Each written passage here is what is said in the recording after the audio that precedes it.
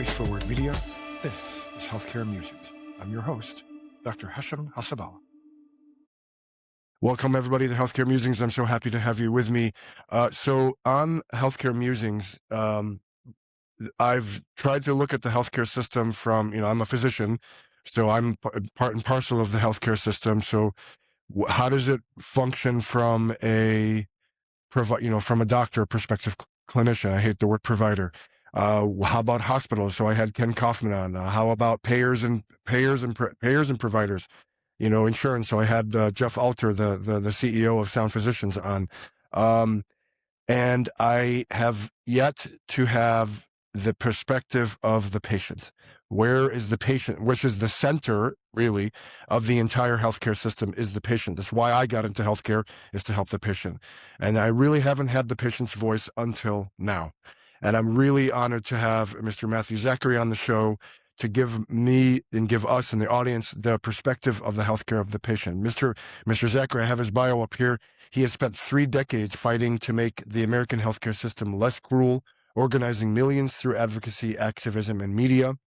He's a former concert pianist whose life was turned upside down by brain cancer at age 21. He founded Stupid Cancer, the largest nonprofit for young adults with cancer.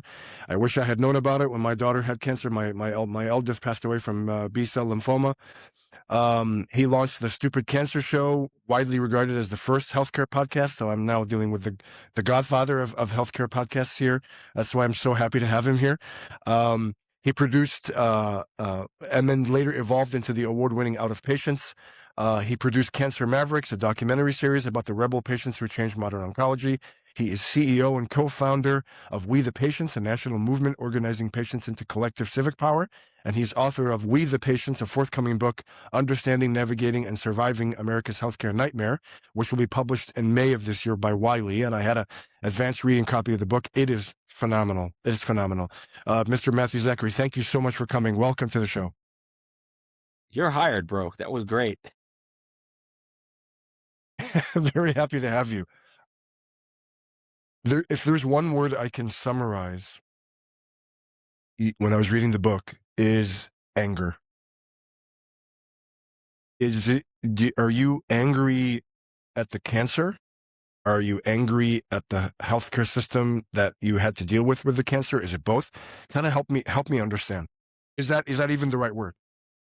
Yeah, I mean, anger is always a great word when it's used for good. By the way, murder bad was like the byline through my entire book. Let's not murder CEOs, but I think that was such 100%. that was like ripping a Band-Aid off a wound moment for this country, where everyone was just like, the kids got a legal defense fund and fangirls now. So I think there's a place for anger. Some you can't control, some you have to figure out what do you do with it. And there's a quote in the book, but from Mr. Rogers, which is, what do you do with the man that you feel? And I've always loved that quote. And at the end of the day, yes, I was angry when I was 21, and everything I hoped to be doing that I spent 11 years building was shot to shed. And it was like disappointed, angered. Why? We have to live in that space. We got to give ourselves some grace to have that level of why me, or why now, or why this, or whatever. The question then becomes, why is it this way still? And what can I do with that anger that I have? And the human condition is we respond more to emoting than to parlance. And I'm an ad guy. I'm a theater kid. I'm an artist. I live and breathe in empathy and emotion. And when we're on stage, it's not about us, it's about the audience. And we're able to conjure up the characters to give the audience what they need to experience what we'd like them to feel. That doesn't really happen in healthcare, because it's not like a store you're choosing to go shop inside of. So what I did with the anger I felt when I realized I could do something with it, it took 10 years. And that was once I found Livestrong. I'm like, where the hell have you guys been? Why are we doing this? If someone like me dies, I'm sorry, like if someone like me gets what I had 10 years later, nothing's changed. That was the second spark. I realized through Livestrong that if some 21-year-old kid with brain cancer got what I had in 2006 versus 1996, they'd be just as screwed in terms of isolation, fear, insurance, costs, survivorship, quality of care. And that was what I did with the math that I felt then was I started the movement based on anger, not based on violence, but based on if we don't do it, it won't get done. We're pissed as shit. We don't want wristbands. We don't want yellow. We don't want pink. We don't want blenders. We don't want M&Ms. We're Gen X. Fuck y'all. We're going to do this shit together. And that's how I think it can be done right without turning to violence. But these days, 20 years since even then, there's way too much reason to be very angry because we've lost the autonomy of our own decision-making power. And that's the entire purpose of why I wrote this book, is that American healthcare has devolved and not evolved. Medicine has evolved. Healthcare has devolved, where it is now the single most detrimental arbiter of our outcomes, and we don't even get to make choices that we want. That's worth getting pissed about. Wow. I mean, no doubt. The most compelling part of the book for me was your story about your cancer. And as a doctor, I'm reading the symptoms that you had, and it just kept, and I was just like, I'm like screaming at the book, like, to get an MRI, dude. What's going on? Like, why? And of course you're young, you're strong, you barrel through it. It's just so that it took so long. I mean, for my daughter, she had a genetic condition that predisposed her to cancer, so I was looking for it for 6 months. I mean, every 6 months I got a CBC, I was looking for it, and then when she just wasn't right, we found it, right? But even then, she was initially misdiagnosed as, she's just tired or whatever. And even her genetic condition was they took a while before we found the right clinician to make the diagnosis. But it was so shocking that your symptoms had to get to such a debilitating state that, and I'm not blaming your doctor. I wasn't there. I didn't see you, right? It was just from an outside observer who happens to be a physician. It was just really surprising. I'm forgiven medical science for not understanding that a concert pianist that can arpeggiate has brain cancer. It's hard to connect those dots. And, in the spirit of forgiveness, yes, I don't look at why it took so long. And I actually found peace with that through Livestrong and through the young adult cancer movement, in that when you're not pediatric and when you're not adult, there aren't really a lot of ways to think that this could be something more triggerably actionable medically, because it's likely not that 99.9% of the time. It's so infinitesimally unlikely to get cancer in your 20s and 30s proportionally to other age groups out there. It's less than 5% of all annual diagnoses. First and foremost, we get different types of cancers. Most of them are undetectable, mostly blood cancers and sarcoma, soft tissue things you can't detect. So scientifically, it was easy to rationalize and intellectualize that, of course, they didn't think that the pianist who couldn't play had brain cancer. I had to go through these things to be taken seriously. But that is the story of young adults. Even today with the late onset colon cancer, it's being taken seriously, which is great. We want that. But at the same time, the false negatives and false positive conversations, of course, it is just so emphatically unlikely. And no one likes to hear that, but that's just the truth. So it's not okay when it happens at all. But the system hasn't really been structured enough to detect, oh, this kid's, their gait is off, let's do a scan, versus some 18-year-old kid in college, oh, we just had a drink last night. Yeah.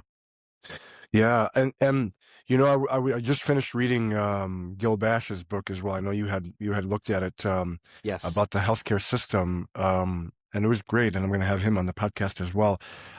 It, I'm part of the system, right? I'm here trying to take care of patients as best I can.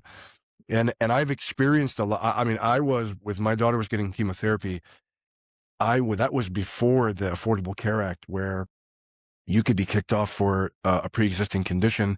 Where between residency and fellowship, and then I got my first job, I was terrified because my daughter had been diagnosed with ataxia telangiectasia. She had a lot of immunosuppression. She needed a lot of very expensive medications.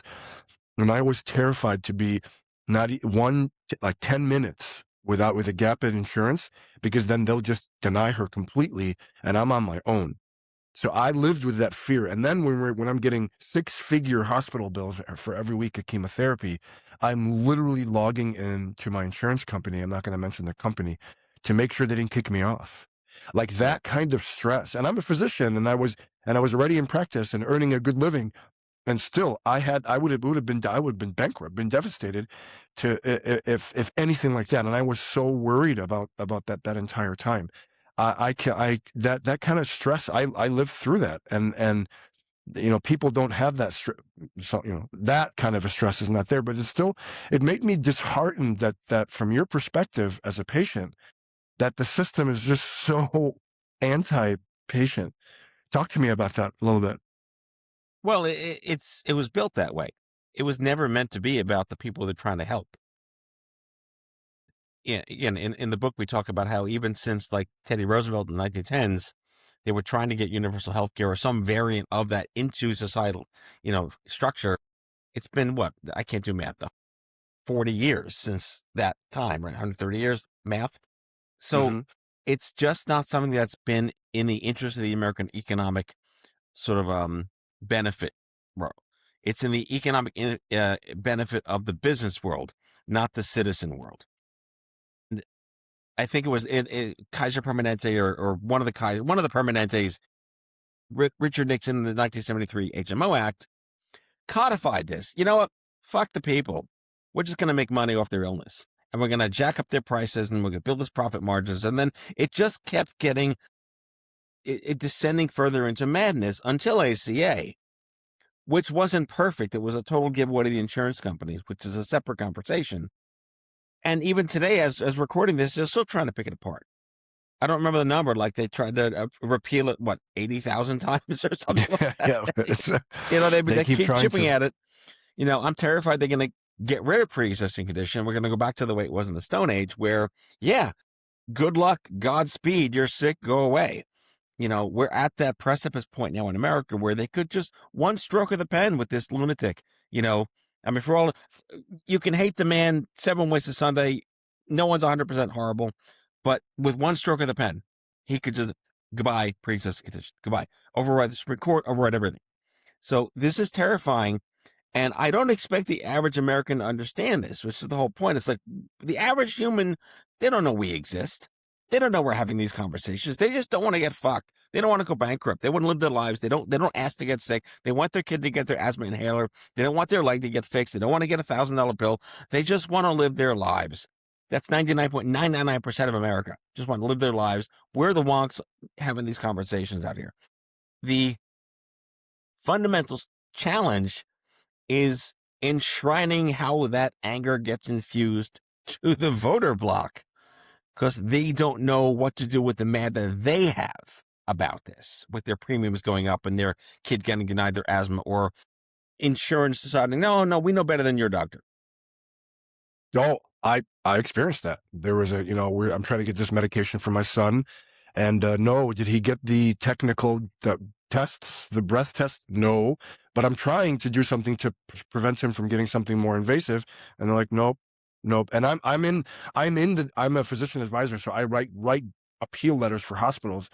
So I'm in this space, and I just like, you know what, man, I'm gonna get it on my I'm gonna get it on my own with good RX, right? It was and just try that, because it's just so it's I mean, I share as a consumer of healthcare, I share that frustration, and I'm in it as a physician. Um, to change it though seems to be very painful, very expensive. Is that who cares? Is we have to? I mean, what do you think? Everything in this country is about the transfer of money and power. That's all it comes down to. It's never what we want. It's who profits when it happens. That's all. That's America, and this is uniquely America. I mean, other countries are, they can be royalty and whatever, like kings and queens and shit. That's different. If we're gonna just own what this country has become, nothing matters except money and power. If you can figure out where the money and power gets shifted, you can figure out what you want this country to be doing.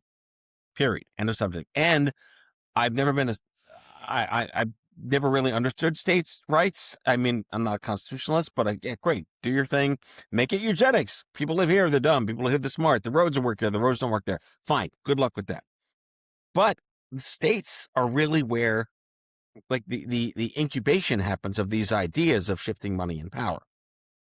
So until now, the general populace of this country has never really had a unified way to talk about how American healthcare has turned into American harm care or American denial care.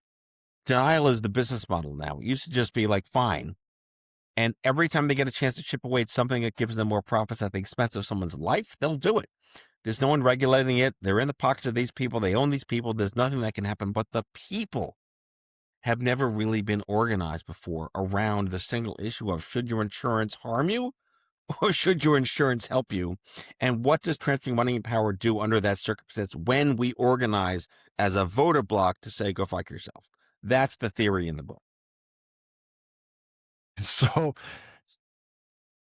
for the year after my daughter died, in addition to processing the grief of her loss, I was dealing with bills, and the insurance would, this is not covered, and I have to, in the bill they make a little footnote, and then they just say this is not medically necessary, or this was bundled into whatever. And then what they did is her oncologist, who was new, just out of training, had not yet been credentialed by the insurance company, but in the same group as his more senior partners. So they made him out of network. And when he saw her, he was amazing. When he saw her, they tacked it to the out of network deductible. Then I had to go back to the office. This is again the year after my daughter died. He'd go, can you please bill it under your name? And that was, and I knew the system because I'm in it. I deal with it and I understand it, but most people aren't in it. They don't know. They don't understand all these codes. Sometimes I don't even understand when I'm reading denial letters. I don't understand what they're talking about. It's just overwhelming, and there's no one to help them. Is that what you're trying to do from a granular level, or more from a legislative remedy to this? The theory here is based on a lot of Ralph Nader's work in the 1960s, which is that better can be cheaper. Safer can be cheaper. And what does that mean in American healthcare? And let's pick oncology specifically, because that's kind of like my wheelhouse, rare disease or whatever. Is the average person that gets sick is dumped into the system expecting to know how to dog paddle. Not even swim, to dog paddle. Most just drown. If someone taught you how to swim before you jumped in the pool, and then someone was in the pool with you to help you learn to swim before you even got to the hospital, what could that possibly mean? What if there was a system that would upstream that prepared you in advance to be handed off into the store? What if there was a university you went to that someone else did for you, that screened your finances, that screened your insurance, that pre-cleared you with everything, that fought your things? Something like 80% of insurance denials that are appealed or overturned, 80%. But only 0.2% of denials are appealed. Yeah. And those 0.2 are mostly by doctors like you. So if we were able to figure out a way that every single person entering the oncology store had an instant human there, or a bot there, or some structure there infrastructurally upstream that auto appealed every denial before it even happened, it would break the industry. If we created protections from the harm of delayed deny that wind up costing more money to the hospital, to the doctors, to the states, to the people, by creating a dam upstream, you would avoid all of these things happening because that's what they expect you to do, jumping in, not knowing how to even dog paddle. So it's a thought piece on the just supposed we created consumer protections at point of care, before point of care, upstream of care, where if you didn't have to go in immediately to get surgery and you had to get some tests done and things like that, increasing the potential that your denial, which is pretty much certain at this point. I just did a piece yesterday that as of this taping, United Healthcare is investing $3 billion in AI denial platforms right now. Yeah. Yeah. If there's a way to look at how economically we can save money by ensuring every single patient appeals by default, we will increase that 0.02 even to 1% would break the system.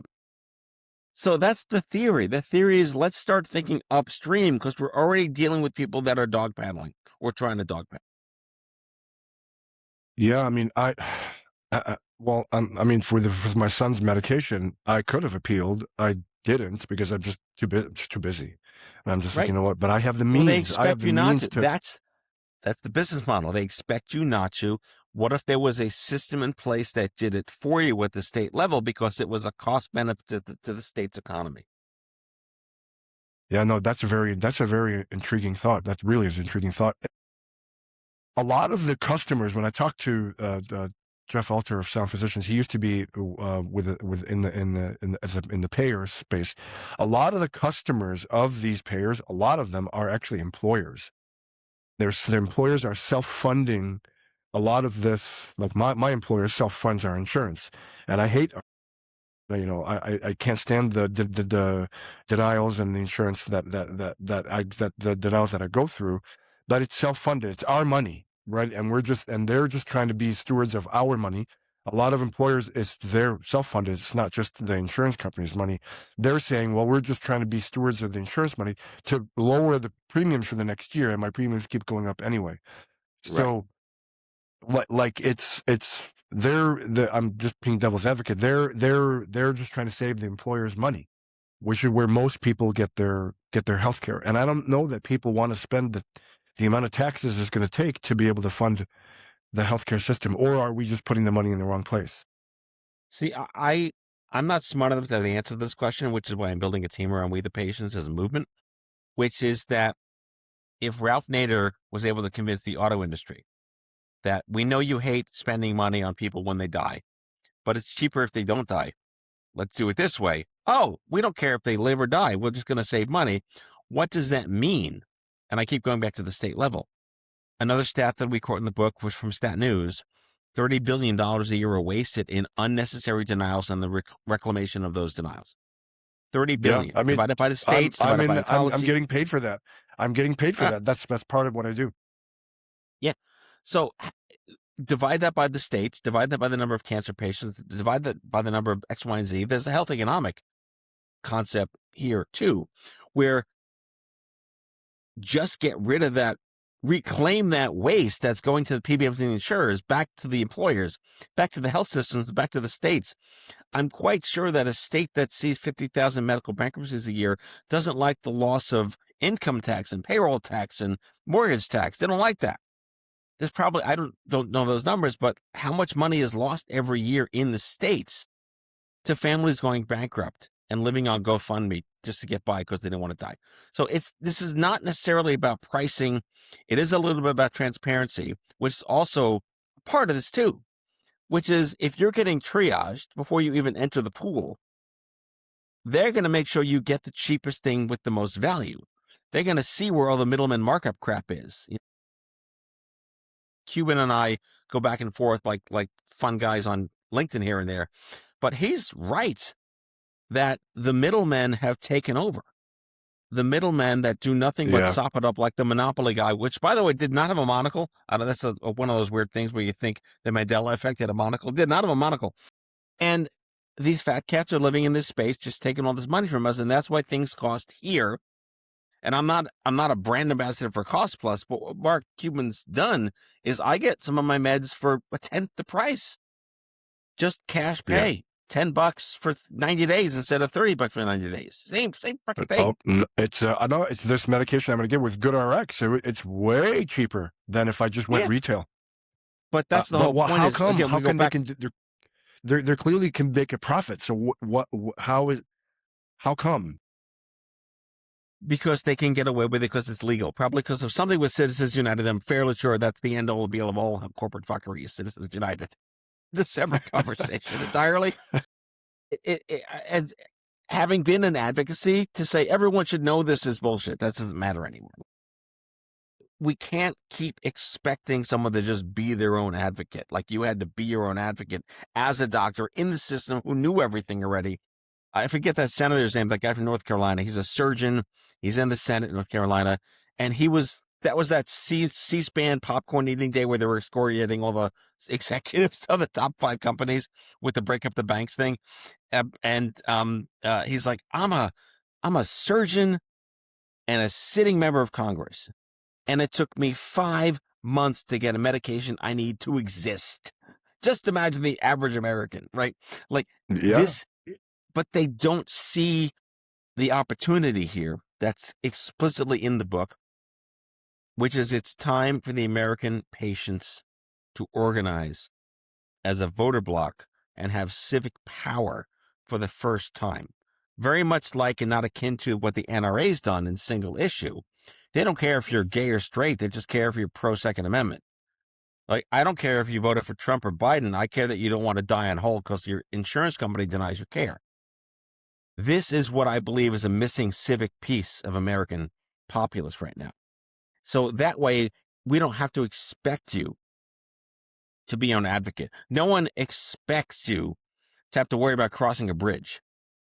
You just know that you're protected because it's in the state's interest that the bridge doesn't fall down. Right. American healthcare, American harm care, American sick care, American deny care, what do you want to call it? They're just placard words that mean nothing but just to ones like us and anyone watching this show. People just want to be safe and live their lives and be tax-paying citizens and buy their Pringles and all that shit, go to Disneyland, do their stuff. If we start thinking about healthcare as an infrastructure in the States, it's about safety first, and safety is always cheaper. Then they don't have to worry about being their advocate. They're just not going to be in harm's way as much. No, that's very important. Patient safety is very important to us too in the healthcare system. What's your so again, the patient voice? What's your advice to me as a physician to help make it better for my? I mean, I'm in the ICU. A lot of them are trying to die when they come into me. Many of them are comatose. Some are not. What advice do you have for me to make the experience better when you have you're to already navigate drinking the the right American Kool-Aid, though. So I'm part of a documentary that I also plugged that I'm proud of called Suck It Up, Buttercup. And Mark Cuban was in it with Wendell Potter and a bunch of other burned out doctors who either are suicide survivors or lost colleagues to suicide. It's a massive movement you're probably not unfamiliar with, of everyone that's expatriated from into private practice or just consulting into industry because of health insurance and it's crushing bullshit in practice. And the other enemy of that documentary is private equity buying up the hospitals and squeezing them dry and killing rural areas, right? That's something you can do as a physician if it doesn't impede your employment, which is, again, the problem here, is join the burnout movement, which is adjacent to the We the Patients movement, because patients don't want their doctors to be suicidal. I'd rather not add another thing to worry about and me dying. Is my neuro-oncologist is suicidal? No, please, no. Right? And I can get away with saying it that way. It's not funny. It's tragic. This is unique to this fucking weird country we have to love. But what you can do as a physician is stand up with other physicians who are challenging the PE takeover of health systems and join We the Patients, the voter bloc. You don't have to be a cancer patient to be pissed at healthcare. You don't have to be a patient to be pissed at healthcare. You are a father, a bereaved father. You are a medical professional. You work in the industry. There's no reason why you yourself wouldn't want to jump on the bandwagon of creating America's largest voter bloc in history around no one dies on hold. Yeah. No, that's great advice. What? How are you doing? How are things going for you? Personally, Yeah, like how's your health? I care about as a doctor. I care okay. about how things are Well, going with you. your timing is great, doctor. I just had my annual physical. I had an EKG of a 16-year-old for somehow all the radiation that I went through somehow. My heart is 29 years old. I'm That's 51. fantastic. My cholesterol is 187. I'm on no medications for it. My blood pressure is 126/79 in the morning with no food. My tries are 71. I get the HDL, LDL wrong, but I'm a little high in that, but that's been systemic for 40 years. So I probably have some genetic something. I should go on losartan or whatever for that. Yeah, yeah. I can't complain. I have a little spasm in my back from playing piano, rehearsing for my concert. For those listening, if this airs before April 28th, I'm doing a concert and a book launch at up by Lincoln Center. It's on my website. Occupational hazard being a pianist for going back to playing again. And I feel like it's like a Festivus airing the grievances. If I had one more thing to complain about, gratefully to be 6 feet above ground, or maybe 5'8" above ground, so to speak. 30 years out, no one knows how the hell I'm still alive. Maybe I'm chosen, maybe I'm not, maybe I'm lucky, maybe I'm not, whatever it is. Every day's a gift. I take nothing for granted. My daughter's off camera here. I look at my kids every single day. I'm just a blessed, happy dad. I feel every pain you have, having gone through what you went through. Nothing is okay. There's no fucking Hallmark card for any of this shit. But this is the human experience that we were all born into. And I have to rationalize this, having watched so many people die and having so many friends pass, and not just family, running a movement of millions of people, you can't not unsee half the shit. You have to go back to comedy and humor. And everything is inane, everything is the absurd. And Yogi Berra said it best: if life were easy, we'd all do it. That's fantastic, and I think you're reading your book, reading Gil's book, just inspired me again to always remember it's the patient first and try to make the patient's experience as best as possible, to try to be as compassionate as possible. They didn't want to be there. They don't want to be in the ICU. They don't want to be critically ill. They don't want to get cancer. It's a very, as you get into the drudgery of seeing people and dealing with documentation and writing notes and billing and insurance denials and all those things, it's very easy to get to lose sight of why I am in the field, is to take care of you. And so thank you for your advocacy. Thank you for what you do. Thank you for reminding me why I'm here in the first place. I will list your your website in the show notes, but how can people find you, and what can people do from here? Well, I'm the only Matthew Zachary on the internet, apparently. And maybe that's because I was on Google in 1998. I don't know if there was a Google back then, but MatthewZachary.com is my nexus point. My new book, We the Patients: How to Understand, Navigate, and Solve America's Healthcare Nightmare, drops on May 19th. Available wherever books are sold online. And that's it. Please read my book. Get to know me. I'm here to help. Join the movement. Absolutely, and I'm honored that you had some time for this podcast. This really means a lot to me, and thank you for reminding me always why I'm here and what I need to do. Mr. Matthew Zachary, it's a pleasure to have you. Thank you so much for coming on the show. Air Doctor, my pleasure.